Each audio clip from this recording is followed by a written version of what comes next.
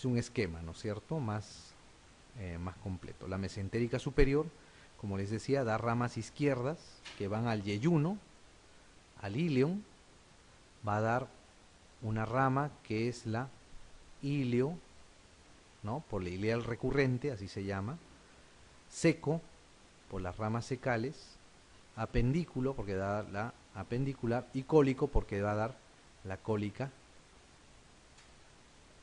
inferior, las cólicas inferiores derechas. Luego tenemos la cólica derecha, que se va a dividir en dos ramas, una superior y una inferior, la cólica media, que va a dar dos ramas también, ¿no?, derecha e izquierda, y la mesentérica inferior, que va a dar la cólica izquierda, que va a vascularizar el ángulo esplénico, el colon descendente, las sigmoideas, el colon sigmoides, y su rama terminal, que es la rectal superior. ¿Ok? Hay una anastomosis entonces entre la mesentérica superior y la mesentérica inferior, que es el arco de Riolano. Además existe un arco marginal, ¿no?, como si se fijan acá, a lo largo de todo el colon, paralelo a este, que es el arco marginal de Drummond, y se puede usar para hacer las transposiciones de colon. Muy bien. La pregunta 20 dice, el colon ascendente, ¿no es cierto?, está irrigado por la arteria hemorroidal derecha, mesentérica inferior, el tronco celíaco, la cólica izquierda o la mesentérica superior. ¿Quién irriga el colon ascendente, ¿no?, al colon derecho? Recuerden, la mesentérica superior daba las ileales y las yeyunales, ¿no es cierto?, el tronco famoso, ilio, seco, apendículo cólico, y ramas, la rama cólica derecha para el colon ascendente, para el ángulo hepático, y el tercio o 2/3 como más derechos del colon transverso. Ok, aquí la respuesta sería la mesentérica superior, ¿no es cierto?, la mesentérica superior. Muy bien, lo mismo, ¿no?, lo que decía, es la mesentérica superior. Fíjense, ¿qué cosa va a irrigar? La mesentérica superior, además del yeyuno, el ilion, va a irrigar el ciego, el apéndice, el colon ascendente, el ángulo hepático y parte del colon transverso. ¿Okay? Eso irriga la mesentérica superior. La mesentérica inferior irriga todo el resto, ¿no?, colon transverso, ángulo esplénico, colon descendente, sigmoides y parte superior del recto. Bien, lo mismo, ¿no?, es un esquema, ¿no?, de la mesentérica superior. El otro esquema de la mesentérica inferior, ¿no es cierto?, la que les mostré. Ahí sirve para ver la anastomosis, el arco de Riolano, el arco de Drummond, que está más pegado al colon. Muy bien. La siguiente pregunta dice, las arterias sigmoideas, ¿no es cierto?, son ramas de la mesentérica inferior, la cólica superior derecha, la coronaria estomáquica, la cólica media o el tronco seco apendículo cólico. Las sigmoideas, ramas de quién son? De la mesentérica, ¿no es cierto?, de la mesentérica inferior. ¿Ok? Las sigmoideas. La siguiente pregunta, la 22, dice, el arco de Riolano está formado por la anastomosis de la hepática con la esplénica, la anastomosis de la mesentérica superior y el tronco celíaco, la última rama de la mesentérica inferior, la anastomosis de la mesentérica superior e inferior o de las ramas yeyunales. ¿Cuál es? El arco de Riolano, a ver, acuérdense. La D, ¿verdad? La anastomosis de la mesentérica superior y la inferior, ¿no? Ese es el arco de Riolano. Muy bien. Ok, la siguiente pregunta, el 23, dice, el reparo anatómico que separa el duodeno del yeyuno se denomina cardias, hiato de Winslow, ángulo de Trace, fascia de Tolt o bulbo duodenal. ¿Qué cosa separa el duodeno del yeyuno? A ver, vayamos, cardias. ¿Qué es el cardias? El caries, muy bien. Es el orificio o el esfínter que separa el esófago del estómago, ¿no es cierto? Bien. ¿Qué es el hiato de Winslow? ¿Se acuerdan? El hiato de Winslow es una estructura, digamos, anatómica que va a servir de paso para ir de la cavidad peritoneal, que es la grande, a la transcavidad de los epiplones, que está detrás del estómago. ¿Por qué es importante el hiato de Winslow? ¿Se acuerdan? Les comenté la maniobra de Pringle, ¿no es cierto? Cuando el hígado está sangrando, ¿qué cosa hace uno? Presiona el pedículo hepático. Para presionar el pedículo hepático, ¿qué cosa hay que hacer? Hay que introducir el dedo índice por el hiato de Winslow y presionar el dedo pulgar sobre el dedo índice. ¿Por qué? Porque cuando pasan por el hiato de Winslow el dedo índice, delante de su dedo índice está el pedículo hepático.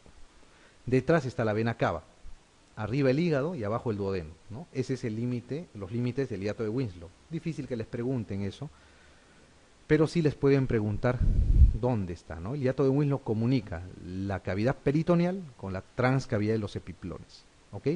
Y es importante, ¿por qué? Porque para hacer la maniobra de Pringle, que se usa en cirugía, se usa en trasplante hepático, en trauma hepático, en cáncer hepático, cuando se hace resecciones, se tiene que poner el dedo a través del hiato de Winslow y presionar el dedo índice que está a través del hiato de Winslow, presionar el pulgar encima, ¿no? Ahí se presiona el pedículo hepático, ¿ok? Entonces el hiato de Winslow es eso, ¿no? Es el hiato que une la transcavidad de los epiplones a la cavidad peritoneal. Muy bien, ¿qué es la fascia de Tolt? La fascia de Tolt es una fascia de acolamiento. El colon, tanto ascendente como descendente, son fijos, ¿no es cierto? Se acordarán en vuestra disección, cuando hicieron anatomía, son fijos. No así el colon sigmoides, que es móvil, o el colon transverso, que es móvil. Pero el colon ascendente y el colon descendente están fijos a la pared posterior del abdomen. Están fijos gracias a una fascia de acolamiento.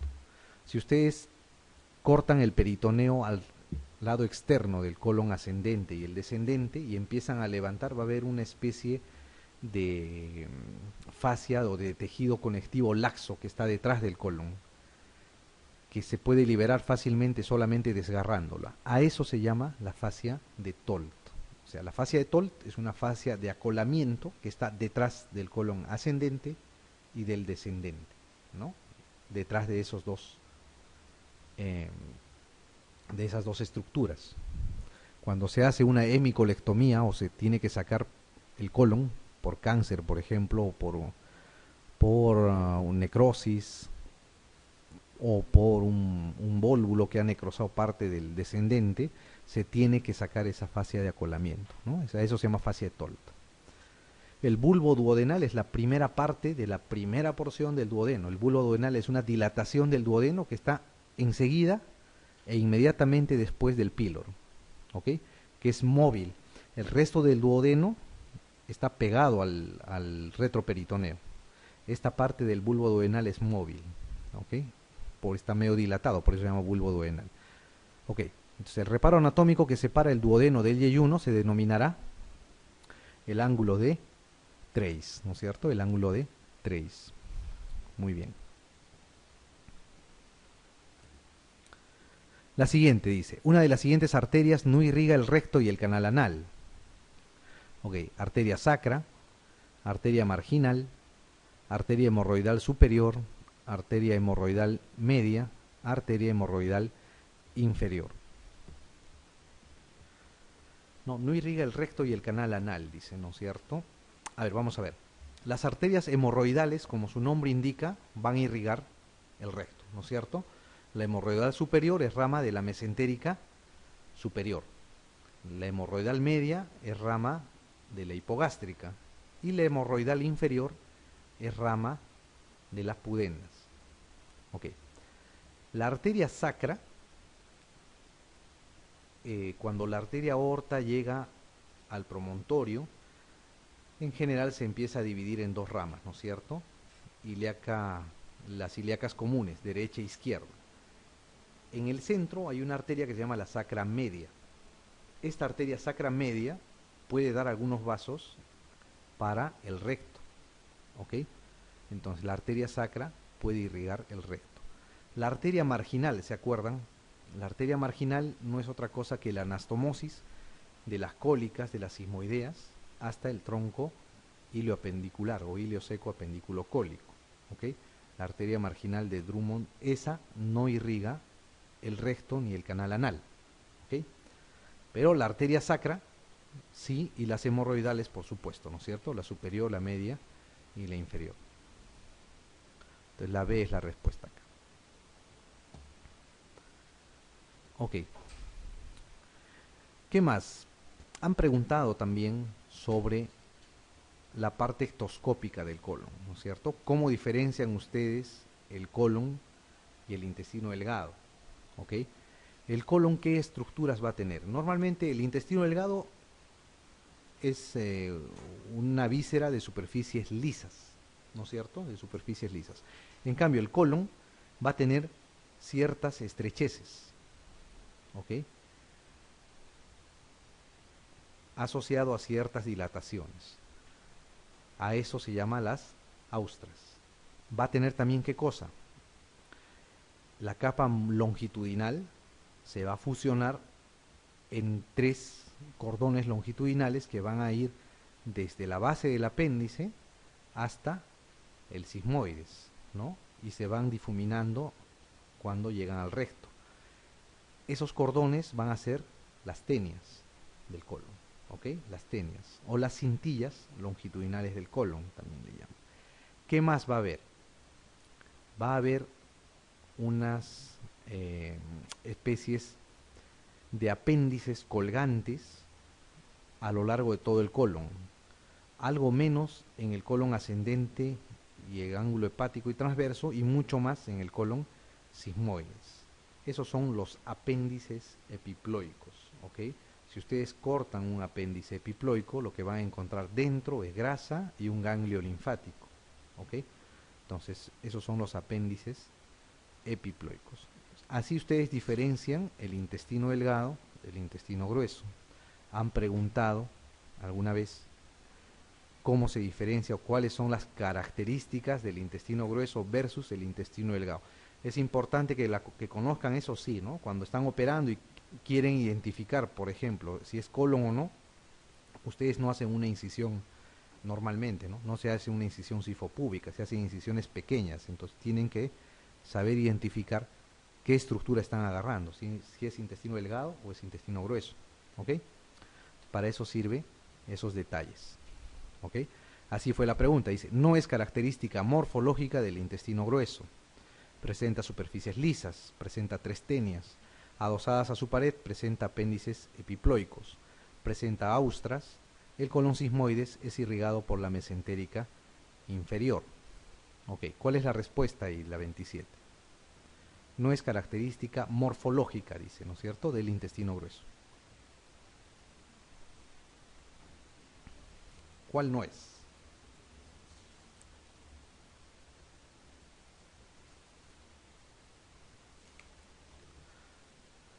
A ver, vayamos. Presenta 3 tenias, ¿sí o no? Sí, ¿no es cierto? Presenta. Adosadas a su pared presenta apéndices epiploicos, ¿sí o no? Cierto. Presenta austras, también, ¿no es cierto? Presenta austras. El colon sigmoides es irrigado por la mesentérica inferior, ¿cierto o falso?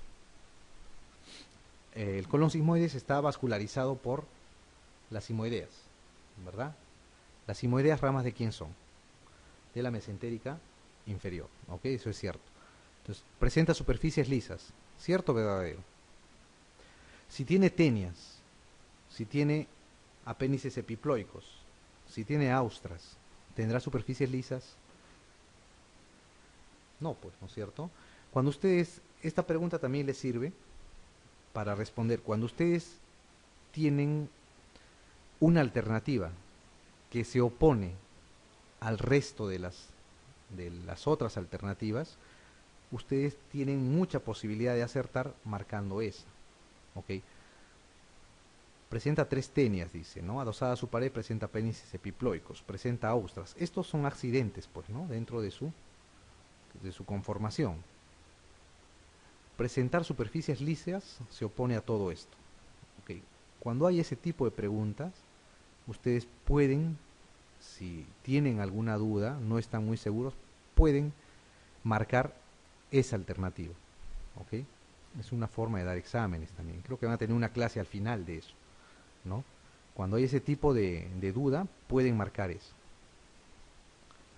Muy bien, la A es la respuesta, ¿no? Presenta superficies lisas. La que presenta superficies lisas es el intestino delgado.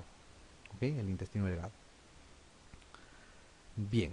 En el ciego, debajo de la válvula ileocecal, que es la desembocadura del intestino delgado en el ciego, vamos a tener el apéndice cecal, ¿no? El apéndice es un órgano atrófico, ¿no? Que va a salir del ciego y de acuerdo a dónde se dirija la punta del apéndice va a tomar diferentes nombres o diferentes posiciones. Si va hacia arriba y detrás del hilio terminal se va a llamar posilial. Si está por delante del hilio se llamará preilial. Si va hacia la pelvis es pélvico. Si va debajo del ciego es subcecal. Si va hacia arriba, paralelo, en el canal parietocólico se va a llamar paracecal. Y si va detrás del ciego se va a llamar retrocecal. ¿Ok? De estas, las posiciones más frecuentes son la retrocecal y la paracecal. ¿Ok? Las dos. Principalmente la retrocecal. No estamos hablando, porque hay una posición rara que es la retrocecal subserosa, la que está detrás del ciego completamente adosada y pegada a él. La retrocecal simple es la que está detrás del ciego, ¿no? Ustedes solamente con un movimiento, con una pinza lo jalan y el apéndice va a salir. ¿Ok?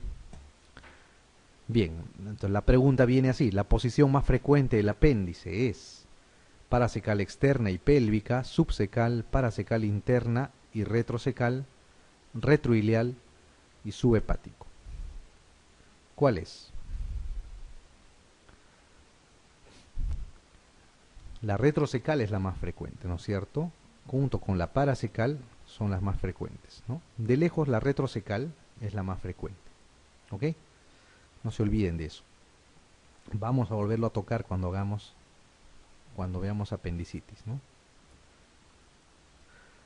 La siguiente dice, la arteria pendicular es rama de eso, ya entró en un examen de residencia. La mesentérica inferior, la cólica superior derecha, la coronaria estomáquica, la cólica media o el tronco seco apendículo cólico.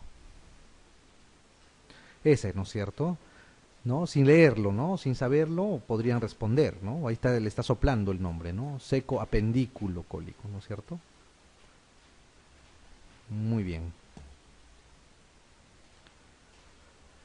Ok. La pregunta 30 dice, el rezago del conducto ónfalo-mesentérico en el adulto puede estar representado por el uraco, el cordón de Arancio, el apéndice cecal, la vesícula biliar o el divertículo de Meckel. ¿Cuál creen? El rezago del conducto ónfalo-mesentérico. Dicen, ¿qué cosa es el conducto ónfalo-mesentérico? ¿No? En el feto, en su formación, los vasos umbilicales llegan hacia el intestino medio, ¿ok? A través de un conducto que es el conducto ónfalo-mesentérico. Este conducto conforme va desarrollando el niño, se va cerrando y después se atrofia, ¿ok? En algunos pacientes puede persistir un conducto o puede persistir parte de él. En el adulto o en el niño, ya nacido, ¿no es cierto? En el recién nacido, se puede presentar cualquiera de esas enfermedades. El divertículo de Meckel o sus variantes son las que se presentan como rezagos del conducto ónfalo-mesentérico. ¿Ok? La malformación congénita más frecuente en intestino delgado es el divertículo de Meckel. ¿Ok? No se olviden de eso. Divertículo de Meckel, entonces, es un rezago del conducto ónfalo-mesentérico. A esto es lo que llamamos, ¿no? El conducto ónfalo-mesentérico, entonces, hagan de cuenta, es un conducto que unía el ombligo al intestino, ¿no? Conforme va desarrollándose el feto, eso se va cerrando, se va obliterando y desaparece. ¿Ok? Ahora, cuando no desaparece en su totalidad, puede formarse esto, que es lo más frecuente, que es el divertículo de Meckel. Este divertículo de Meckel no es otra cosa que la protrusión de la pared del intestino a manera de dedo de guante por el borde antimesentérico. Se dice que el divertículo de Meckel es un divertículo verdadero. ¿Por qué? Porque tiene todas las paredes del intestino. ¿Okay? Tiene serosa, tiene muscular, submucosa y mucosa. A diferencia de los divertículos del colon, por ejemplo, ¿no? O los divertículos por pulsión, que normalmente tienen mucosa y submucosa nada más. El divertículo de Meckel es un divertículo verdadero. Ahora, ¿qué características tiene este divertículo de Meckel? Normalmente está entre 80 a 120 centímetros de la válvula ileocecal. Se puede inflamar y puede presentar o puede hacer presentar un cuadro parecido a la apendicitis aguda. Por eso cuando uno entra a operar a un paciente por una probable apendicitis y el apéndice lo encuentra sano, tiene que buscar divertículos en esta zona, ¿no? El divertículo de Meckel. ¿Qué más? En este divertículo puede existir tejido heterotópico. O sea, heterotópico se llama a tejido que no debería estar ahí. Por ejemplo, puede haber tejido pancreático, tejido gástrico. Por ende, pueden producir ácido clorhídrico, jugo pancreático en esa zona y podrían horadar, podrían lesionar o ulcerar la pared y producir sangrado, que es lo más frecuente. Niño con sangrado, con hemorragia digestiva, lo primero que deben pensar es un divertículo de Meckel. Pueden producir inflamación, una diverticulitis o perforación inclusive, ¿ok? Por el tejido heterotópico que tiene. Eso es cuando hay un divertículo. Pero hay veces el divertículo no solamente existe un divertículo, sino existe el divertículo y un cordón que une ese divertículo al ombligo. ¿Ok? Cuando existe eso, una persistencia de ese conducto, aunque sea obliterado, hay la posibilidad de presentarse hernias internas. O sea, sobre ese cordón el intestino puede girar, como está en la figura C y D, ¿no es cierto? Y producirse obstrucciones intestinales. ¿Ok?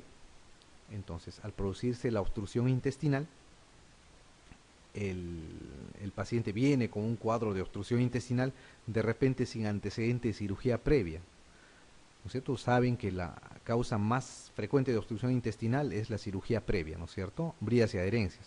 Pero un paciente a veces viene sin tener cuadro de obstrucción intestinal, de un cuadro quirúrgico previo. Entonces se debe pensar en esta posibilidad también, ¿ok? Puede haber hernias internas que pueden producir obstrucciones. Además, en algunos pacientes puede haber fístulas, ¿no?, de nacimiento entre el intestino y el ombligo, ¿ok? O sea, empieza a salir secreción por el ombligo que nunca deja de drenar. Siempre drena, drena, drena, drena. Cuando se hace el estudio es una fístula entre el ombligo y el intestino. ¿Eso por qué? Por la persistencia del conducto ónfalo-mesentérico. O puede haber un quiste, ¿no? Un cordón que va del intestino al ombligo y un quiste alrededor. ¿Por qué? Se ha obliterado la parte proximal, la parte distal, pero en el centro ha permanecido abierto y ha formado una masa quística. ¿Ok? Todas esas variantes puede presentar la persistencia del conducto ónfalo-mesentérico, pero la más frecuente es esta, la del divertículo de Meckel, ¿ok? De lejos. Muy bien. ¿Qué más? Vamos a ver algunas cosas, algunos datos así muy puntuales, ¿no? Por ejemplo, pregunta de residencia, el nervio de la Target inerva, dice, ¿no? ¿Qué cosa? El cuerpo gástrico, el antro pilórico, el fondo gástrico, la unión esófago-gástrica, el cuerpo gástrico y el antro pilórico. Esto lo vamos a volver a ver en lo que es úlcera duodenal, pero les vamos avisando. El nervio de la Tardiet lo que va a inervar es el antro pilórico. ¿Por qué han preguntado esto? ¿No? Es una pregunta de residencia algo antigua, pero por ahí les podrían volver a preguntar. Antes, en el tratamiento de la úlcera duodenal o la úlcera gástrica, principalmente la úlcera duodenal, no había todo el arsenal medicamentoso que hay ahora, ¿no es cierto? Ahora tienen los inhibidores de bomba de protones, los protectores gástricos que incluso pueden alcalinizar el pH del estómago. Pero antes no había tanto eso, ¿no? Tenían los H2 y eso. Entonces, a veces la única posibilidad de mejorar o cerrar las úlceras eran hacer cirugías. Y ahí se creó la vagotomía selectiva y la vagotomía ultraselectiva. En esta última lo que se hacía es se seccionaba las ramas del vago y se dejaba este nervio de la Tardiet intacto. ¿Ok? ¿Para qué? Para tratar digamos, de preservar la función pilórica. ¿Ok? Entonces de ahí viene la importancia de este nerviecito, ¿no? El nervio de la Tardiet es útil cuando se va a hacer cirugía ultraselectiva del vago. ¿Okay? Que ya se usa poco ahora, ¿no? Ya las recurrencias de las úlceras duodenales, úlceras gástricas, gracias a los medicamentos que son usados ahora, han disminuido mucho, ¿okay? Pero todavía se da y de vez en cuando se puede presentar algún caso. Entonces este nervio es importante que conozcan, por eso han preguntado alguna vez. ¿Okay? Muy bien, la siguiente pregunta dice, ¿no? El colon descendente esté irrigado por la arteria, creo que eso ya lo vimos, ¿no? La hemorroidal derecha, la mesentérica inferior, el tronco celíaco, la cólica izquierda o la mesentérica superior. El colon descendente, dice, ¿ah? Esté irrigado por la arteria. Hemorroidal derecha, ¿será o no?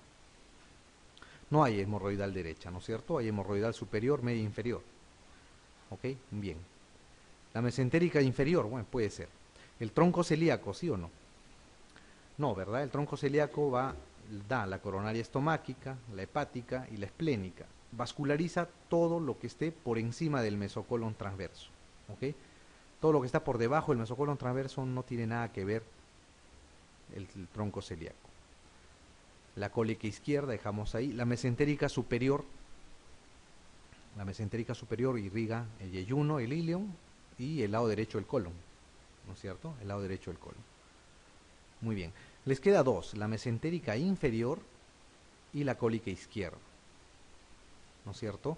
Cuando tienen este tipo de preguntas, lo que tienen que hacer es verificar de qué les están hablando, ¿no?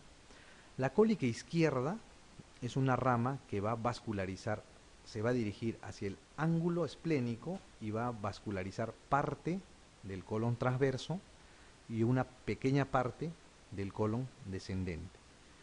La mesentérica inferior, como tal, va a dar la cólica izquierda y va a dar las simoideas. Y la primera rama simoidea va a dar una rama recurrente que va a vascularizar casi la mitad del colon descendente. Por esta razón es que en este caso la alternativa le han puesto la mesentérica inferior, porque es más completa, ¿ok? La cólica izquierda, si bien es cierto, irriga parte del colon descendente, pero principalmente va a dirigirse también al colon transverso.